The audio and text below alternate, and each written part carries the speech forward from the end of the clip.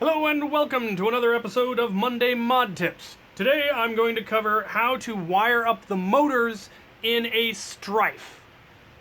Or pretty much any flywheel blaster actually, they're pretty much all the same. But this happens to be going into a Strife.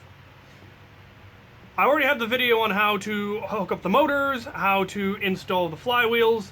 Now we're going to go over how you actually wire it. Now there are several different ways you could do this, depending on the aesthetic. If you have, like this fellow, are going to have a clear motor cover, which baffles me, but, you know, to each their own. There's a couple of different ways you could do it depending on your personal aesthetic. Typically, I will put the motors in the cage alternating. So you can see that the little red dots are opposite of each other, and you do that so that you know that if you wire the motors directly across, like that, then the motors will spin in opposite directions as you need them to in a flywheel. If, however, you wanted to be a little more fancy, you could put the dots on the same side and then wire in across, which would look fancy. It would make sense for me if I were doing a clear flywheel cage to have an X showing because I'm Xavier.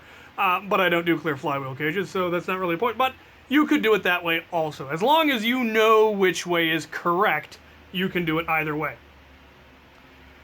You also need to know which one is negative and which one is positive, so you're going to want to test it. I have a motor here, or a battery here, and when I hook it up, positive to the dot,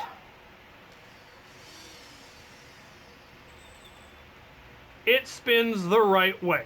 This is where the dart's going in, so I want the motors to be spinning. This one is spinning counterclockwise, this one to be spinning clockwise.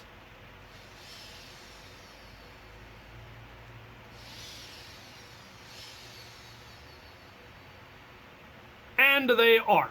So the positive needs to be the one that is closer to the beveled port rather than the squared port. So for the wiring for this, I'm going to be doing the positive in orange and the negative in black. The blaster is going to be primarily orange and black with, or yellow and black with orange accents, so I'm going to use orange for the positive, so it'll be showing through. Now, this blaster does have 180s, which means you do have to cut the shell, and you need to make sure that the wiring still fits. Which is one of the reasons I don't like 180s, because they make this bit a bit more of a pain. Now, once again, if you wanted to be really fancy, you could wire it onto the outside, across, since you're going to have the extended battery cover and clear, you'll be able to see that across this bit of plastic, but then I can't take the blaster apart nearly as easily, so I'm not going to do that. I am going to wire it on the inside, and we just need to make sure that we have enough extra length for the wire to go down under this section of plastic, which is not a whole lot. So we've made our wires a little bit longer, and we can shape them accordingly, and we will be able to easily get it all wired up. Now, I have not yet prepped the wires, so I'm going to do that. I'm also going to prep the motor leads. A little bit of flux and a little bit of solder to tin it.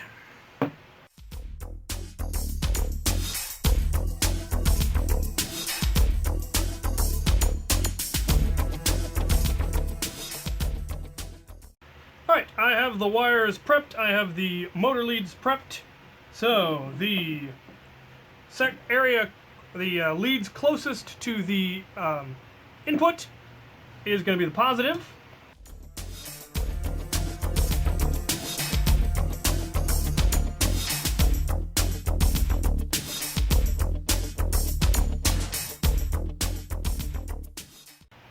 Now, as this is a fancy build that is going to be see-through, I am going to use shrink wrap to further pretty up the connections.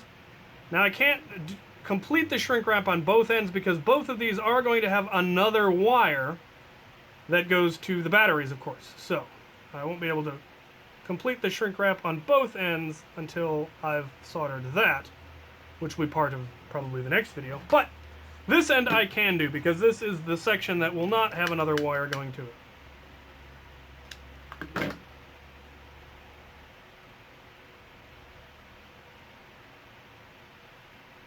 And I have the other shrink wrap on there, so I can then slide it over and heat it up when the time comes.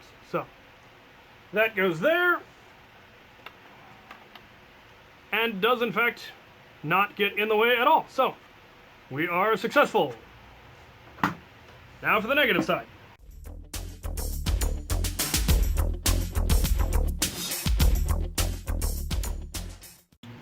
All right. It has now been wired up, and the far end has been shrink wrapped.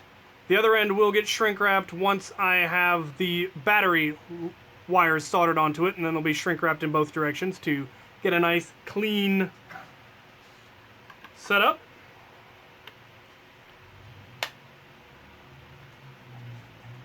That is what it's going to look like once it's kind of all completed. Nice and neat, nice and solid. And we can test it. If we touch one of the leads, now both motors should spin in opposite directions. And they do.